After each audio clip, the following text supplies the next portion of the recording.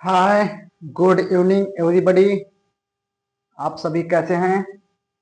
आप सभी लोग का देव आईएएस कोचिंग में भरपूर स्वागत है। तो आइए आज हम बात करेंगे, जैसा कि आप थंबनेल में देख चुके हैं। थंबनेल में देखने के बाद ही आप इस वीडियो को देखना स्टार्ट किए हैं। थंबनेल में लिखा है सिविल सर्विस एग्जाम आईएएस की रिसोर्सेज। जैसा कि हमने वीडियो में आपको बता दिया है कि सिविल सर्विस यानी आईएएस की तैयारी कैसे करें। सिविल सर्विस थंबनेल में यही लिखा है, थंबनेल में आप देखकर ही आए हैं। सिविल सर्विस एग्जाम यानी CSC CSE civil service exam IAS की रिसोर्सेज क्या है। कुल मिलाकर अगर हम कहें तो आईएएस एग्जाम की तैयारी कैसे करनी है। वैसे तो आईएएस का कोई एग्जाम नहीं होता है, आईएएस एक पोस्ट है, आईएएस एग्जाम नहीं है। आईएएस एक पोस्ट है। आईएएस बनने के लिए, आईएएस की पोस्ट प्राप्त करने के लिए हम सिविल सर्विस एग्जाम की तैयारी करते हैं, सिविल सर्विस एग्जाम को देते हैं। सिविल सर्विस एग्जाम जब क्रैक कर लेते हैं, पास कर लेते हैं, तो हम तब अपने रैंक के अनुसार, अपने नंबर के आधार पर हमें अपनी पोस्ट मिलती है। वो आईएएस भी मिल सकती है, आईपीएस भी, आईआरएस भी, ग्रुप ए की नौकरी, ग्रुप बी की, ऐसी नौकरियां मिलती हैं इस एग्जाम को पास करने के बाद। तो आज हम बात करने वाले हैं civil service exam. Civil service exam CSC, जिसको कहते हैं हिंदी में लोक सेवा परीक्षा की रिसोर्सेज क्या है, और सिविल सर्विस यानी आईएएस की एग्जाम को पास करने के लिए बुक लिस्ट क्या है। क्या पढ़ें और क्या न पढ़ें, क्या करें और क्या न करें, आईएएस की संपूर्ण जानकारी हम आपको देंगे। आईएएस एग्जाम की संपूर्ण जानकारी देंगे, आईएएस एग्जाम की बेस्ट गाइड आपको देंगे। आईएएस एग्जाम कैसे पास करें इसकी गाइड हम आपको देंगे। तो सबसे पहले सिविल सर्विस एग्जाम, जैसा कि हमने आपको बताया है, यूपीएससी सिविल सर्विस एग्जाम को कंडक्ट कराती है, यानी यूपीएससी एक संस्था है जो सिविल सर्विस एग्जाम को कराती है। सिविल सर्विस एग्जाम को पास करने के बाद ही हम आईएएस आईपीएस वगैरह बनते हैं। तो सिविल सर्विस एग्जाम पास करना मुश्किल भी है और आसान भी है। मुश्किल तब है जब आपको सही गाइड, सही दिशा, सही जानकारी ना मिले, तो आप इस एग्जाम को पास करना बहुत ही मुश्किल हो जाता है। लेकिन अगर सही जानकारी, सही गाइड, सटीक जानकारी अगर आपको मिल जाए तो ये इस एग्जाम को पास करना बहुत ही आसान है। क्योंकि यूपीएससी की जो एग्जाम है सिविल सर्विस, ये एक ऐसा एग्जाम है जो टाइम से होता है, टाइम से इसकी नोटिफिकेशन आती है, समय से इसका एग्जाम होता है, समय से इसका रिजल्ट आता है, सब कुछ टाइम से होता है और ईमानदारी से भी होता है एग्जाम, लगभग कहें तो। सिविल सर्विस की ऑल बुक लिस्ट क्या है, देखिएगा स्टूडेंट्स। सबसे पहले आईएएस एग्जाम को पास करने के लिए सबसे पहला काम आपको यह करना है कि इसका सिलेबस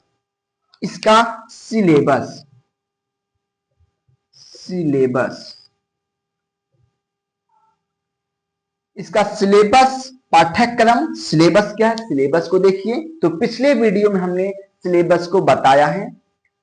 सिविल सर्विस एग्जाम करने के लिए 3 स्टेज होते हैं। पहला स्टेज प्री का एग्जाम, दूसरा मेन का एग्जाम, तीसरा इंटरव्यू।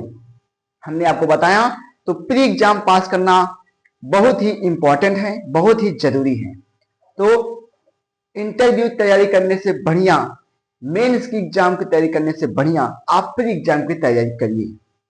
सबसे पहले प्री एग्जाम की तैयारी करिए, प्री एग्जाम को पास करिए।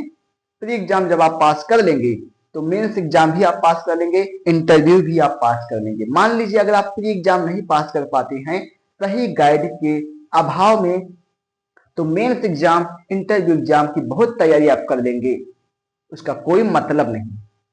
तो प्री एग्जाम पास करना बहुत ही जरूरी है। तो प्री एग्जाम का सिलेबस क्या हमने कल बताया है। उस प्री एग्जाम को पास करने के लिए हमने आपको बताया 7 टॉपिक हैं, 7 सब्जेक्ट हैं, 7 विषय हैं, 7 विषय हैं, 7 टॉपिक हैं। हमने कल पिछले वीडियो में बता दिया है, आप देख सकते हैं। और आज हम बात करेंगे सिविल सर्विस आईएएस एग्जाम की बुक लिस्ट क्या है। तो सबसे पहले हम बात करेंगे सिविल सर्विस एग्जाम में पहला विषय हिस्ट्री यानी इतिहास। हिस्ट्री यानी इतिहास, हिस्ट्री यानी इतिहास, हिस्ट्री यानी इतिहास। सिविल सर्विस एग्जाम आईएएस की ऑल बुक लिस्ट, इस पर हम बात करेंगे। प्री, ये प्री के लिए, किसके लिए है? प्री एग्जाम पास कर लेंगे। प्री क्या? मेंस के लिए, सबके लिए है। जो प्री का पाठ्यक्रम पूरा मेंस में है, फर्क कितना है, ये शॉर्टकट में, वो डिटेल में है, और थोड़ी सी कुछ और टॉपिक मेंस में आ गई हैं, जुड़ गई हैं। तो हम प्री की बात कर रहे हैं। सबसे पहले इतिहास, हिस्ट्री। हिस्ट्री में प्राचीन यानी old history, medieval, old history, फिर मिडवल, फिर मॉडर्न। प्राचीन, मध्य इतिहास, आधुनिक इतिहास। प्राचीन के लिए आपको पढ़ना है एनसीईआरटी कक्षा 11 क्लास 11 की है, एनसीईआरटी क्लास 11 की है। ओल्ड हिस्ट्री राम शरण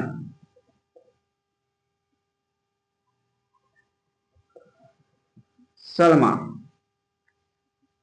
ओल्ड देखिएगा, हिस्ट्री 3 भागों में, ओल्ड हिस्ट्री प्राचीन इतिहास, मिडिवल हिस्ट्री मध्यकालीन इतिहास, मॉडर्न हिस्ट्री आधुनिक इतिहास। तो इसके लिए आपको पढ़ना है राम शरण Sharma class 11th। Class 11th की एनसीईआरटी है, क्लास 11th की एनसीईआरटी राम शरण शर्मा, ये भी क्लास 11th की है। मिडवल मध्यकालीन Satish Chandra, Satish Chandra class 11th, class 11th NCERT Satish Chandra. Modern के लिए आपको लेना है स्पेक्ट्रम, स्पेक्ट्रम इसका यही नाम है।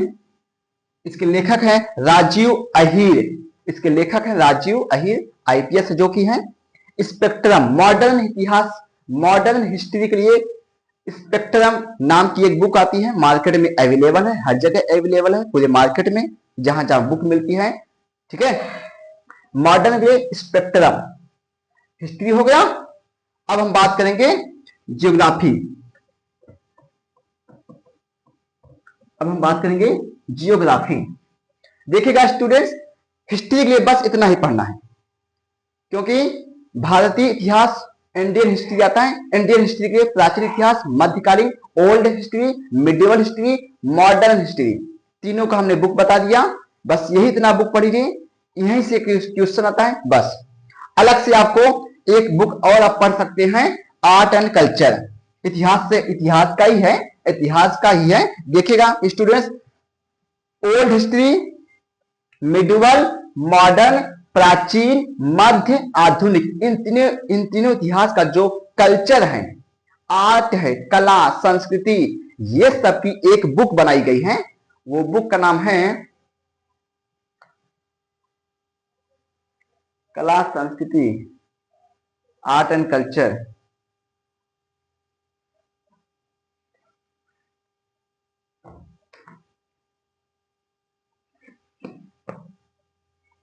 नितिन सिंघानिया, नितिन सिंघानिया।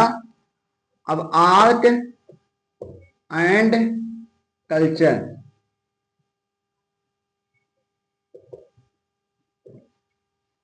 कला संस्कृति का नितिन सिंघानिया।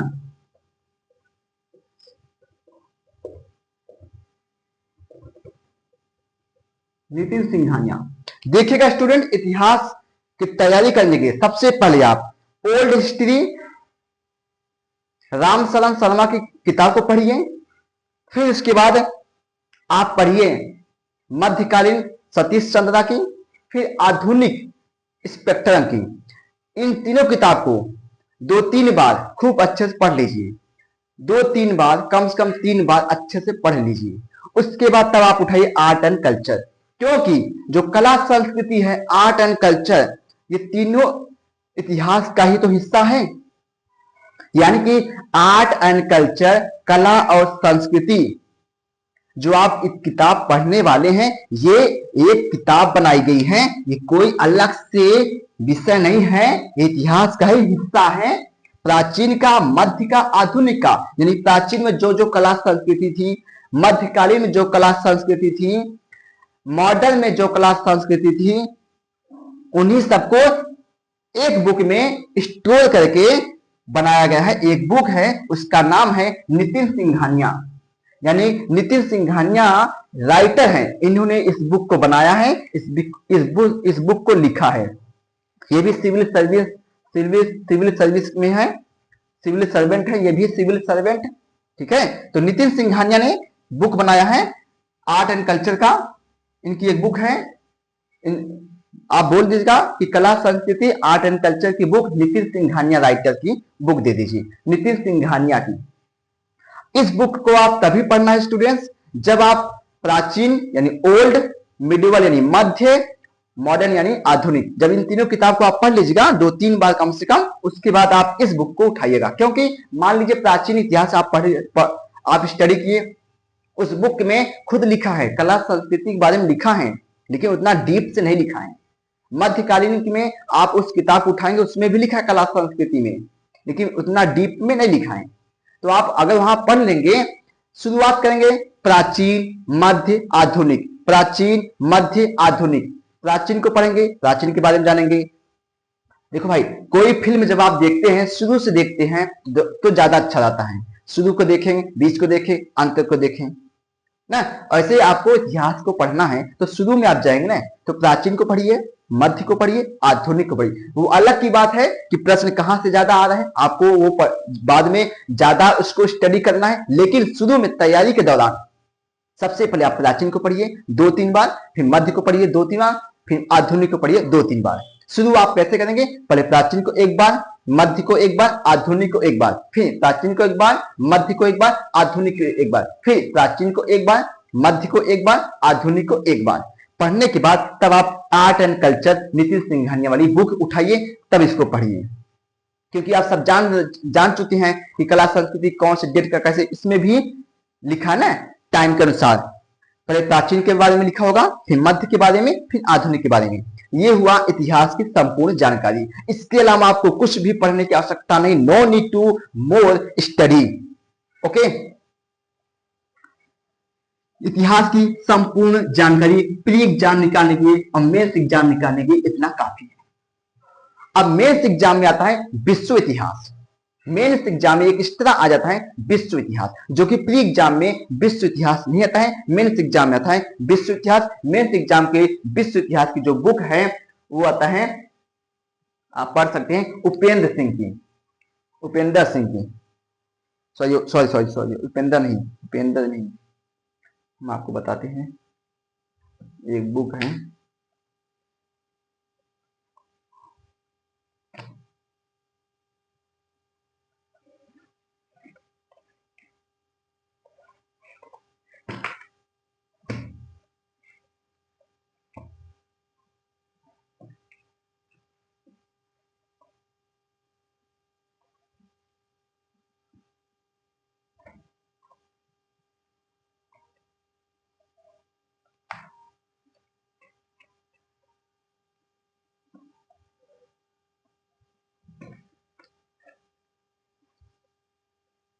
विश्व इतिहास।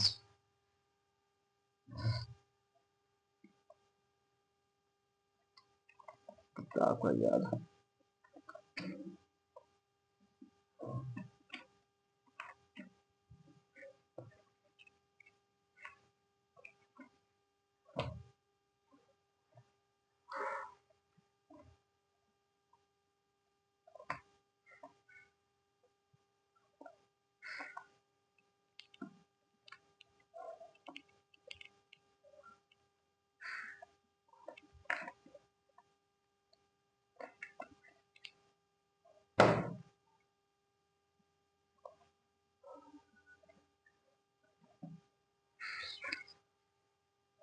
चलिए हम बाद में बता देंगे, अभी लास्ट में वो जो विश्व इतिहास की बुक है वो है आपकी मेंस एग्जाम के लिए। तो इतिहास की पूरी जानकारी हमने आपको दे दिया प्री एग्जाम को पास करने के, मेंस एग्जाम को भी पास करने के लिए। प्री एग्जाम में जो आएगा वही मेंस में भी आएगा, मेंस में भी आपको यही पढ़ना है। अब प्री एग्जाम को पास करने के लिए और कोई बुक नहीं पढ़ना है मेरे स्टूडेंट, मेरे भाई। हम आपको सही एकदम सटीक जानकारी दी है, कुछ भी पढ़ने की ज्यादा आवश्यकता नहीं है। यही से प्रश्न आते हैं, आप इसी को बार बार पढ़िए, इसी को बार बार पढ़िए। इतिहास के लिए, प्राचीन इतिहास के लिए राम शरण शर्मा, मध्य के लिए सतीश चंद्रा, आधुनिक के लिए बिपिन चंद्रा, सॉरी बिपिन चंद्रा नहीं, स्पेक्ट्रम, और हाँ विश्व इतिहास के लिए अर्जुन देव, विश्व इतिहास के लिए विश्व इतिहास अर्जुन देव। ये मेंस एग्जाम के लिए, मेंस एग्जाम में वर्ल्ड हिस्ट्री मेंस एग्जाम में आता है। विश्व इतिहास को पढ़ने के लिए अर्जुन देव की बुक आती है, विश्व इतिहास को पढ़ने के लिए अर्जुन देव की एक बुक आती है, इसको आप पढ़िएगा मेंस एग्जाम के लिए। अब इतिहास ये हो गया। अब मान लीजिए इतिहास किसी का ऑप्शनल सब्जेक्ट है, इतिहास किसी का ऑप्शनल सब्जेक्ट है, हमारा खुद ऑप्शनल सब्जेक्ट इतिहास था, हमारा खुद ऑप्शनल सब्जेक्ट इतिहास था। इतिहास के ऑप्शनल सब्जेक्ट लिए एक बुक आती है, उसका नाम है उपेंद्र सिंह। क्या है? ऑप्शनल के लिए ऑप्शनल हिस्ट्री, इसका नाम है उपेंद्र सिंह।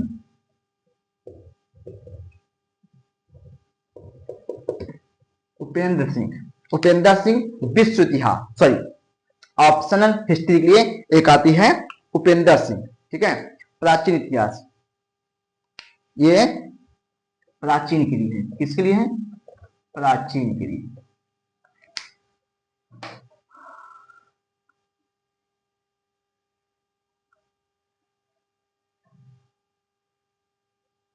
ठीक, यानी कि इतिहास की संपूर्ण जानकारी हमने आपको दे दिया, इतिहास की तैयारी कैसे करें,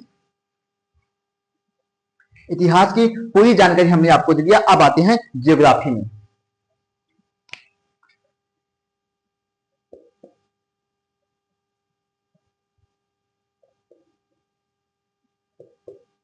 भूगोल, ज्योग्राफी यानी भूगोल, भूगोल को तैयारी करने के लिए भूगोल, ज्योग्राफी यानी भूगोल की तैयारी करने के लिए भूगोल ज्योग्राफी के लिए सबसे पहले कक्षा 11 और कक्षा 12 की NCERT, class 11th and 12th NCERT,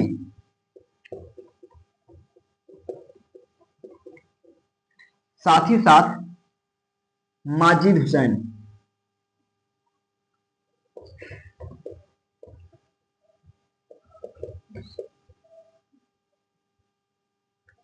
Bharat इतिहास,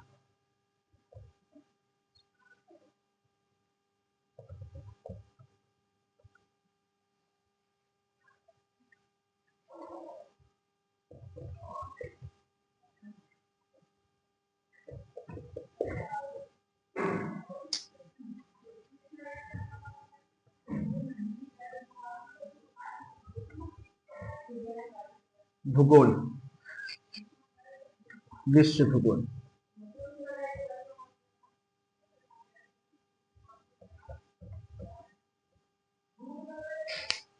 ज्योग्राफी यानी भूगोल की तैयारी करने के लिए, ज्योग्राफी यानी भूगोल की तैयारी करने के लिए केवल और केवल ज्योग्राफी यानी भूगोल क्लास 11th एंड 12th, कक्षा 11 और 12 की एनसीईआरटी, कक्षा 11 में 2 बुक, कक्षा 12 में 2 बुक, इस तरह से 4 बुक हो गई। कक्षा 11 की 2 बुक, कक्षा 12 की 2 बुक, कुल 4 बुक है एनसीईआरटी की। ज्योग्राफी भूगोल के लिए कक्षा 11 की 2 बुक, कक्षा 12 की 2 बुक, कुल 4 बुक हो गई। ये इसको पढ़ना है डीप से, बार बार रिवीजन करना है। फिर उसके बाद अलग से आपको भी केवल इसके माथे नहीं होगा, केवल इसी से आपका कंप्लीट नहीं हो पाएगा स्टूडेंट, केवल इसी से कंप्लीट नहीं हो पाएगा। अब आपको माजिद हुसैन राइटर हैं भारत का भूगोल, भारत का भूगोल एक किताब आएगी, दिखाते हैं हम आपको, सब यहीं पर रखा दिखाएंगे आपको। भारत का भूगोल, भारत का भूगोल, भारत का भूगोल, माजिद हुसैन, माजिद हुसैन, भारत का भूगोल माजिद हुसैन। ये आपको स्टडी करनी है। और विश्व का भूगोल माजिद हुसैन, विश्व का भी भूगोल आएगा, विश्व का भी भूगोल माजिद हुसैन। अलग अलग बुक लेनी है। एक बुक ऐसी भी आती है जिसमें लिखा रहेगा विश्व का भूगोल और भारत का भूगोल, एक ही बुक में लिखा रहेगा विश्व का भूगोल और भारत का भूगोल। माजिद हुसैन राइटर की एक ही बुक में एक ऐसी भी बुक आती है जिसमें लिखा रहेगा विश्व का भूगोल और भारत का भूगोल। वो किताब मत लीजिएगा क्योंकि उसमें शॉर्टकट में लिखे गए, शॉर्टकट में, वहां से कोई भी प्रश्न सीधा आता ही नहीं, समझ में नहीं आएगा कि कब किताब खत्म हो गया, कब शुरू हुआ, कब खत्म हो गया, आपको समझ में नहीं आएगा। काफी सिलेबस उसमें कटे गए हैं। वो किताब को सिर्फ बेचने के लिए बनाया गया है, पढ़ने के लिए नहीं बनाया गया है। तो आप मेरे भाई अलग अलग पैसे बचाने के लिए आप ऐसा मत करिएगा कि आप एक वो वाली बुक खरीदिएगा कि जिसमें विश्व का भूगोल और भारत का भूगोल दोनों हो। आप ये मत सोचिएगा, ये गलती मत करिएगा कि पैसा भी बच जाएगा और साथ ही साथ हम ऐसी बुक ले लेंगे जिसमें विश्व का भूगोल भारत का भूगोल रहेगा तो हमें कम पढ़ने की आवश्यकता पड़ेगी, कम चीजों में काम हो जाएगा। ऐसा नहीं है, आप सिलेबस नहीं काट सकते ना, पेपर तो बनाएगा यूपीएससी। इसलिए मेरे भाई भारत का भूगोल जो किताब आती है केवल भारत का भूगोल माजिद हुसैन को लेना है। फिर एक बुक आएगी विश्व का भूगोल माजिद हुसैन। सबसे पहले कक्षा 11 की 2 बुक, कक्षा 12 की 2 बुक एनसीईआरटी पढ़ने के बाद आप इसको पढ़िएगा, ठीक है। माजिद हुसैन भारत का भूगोल, माजिद हुसैन विश्व का भूगोल, ये पढ़ने के बाद ये पढ़िएगा, आपका पूरा ज्योग्राफी का बुक खत्म। अब इसके अलावा आपको कुछ भी पढ़ने की जानकारी आवश्यकता नहीं है। यहीं से आपका प्री में भी आएगा, मेंस में भी आएगा, कुछ भी करने की आवश्यकता नहीं है।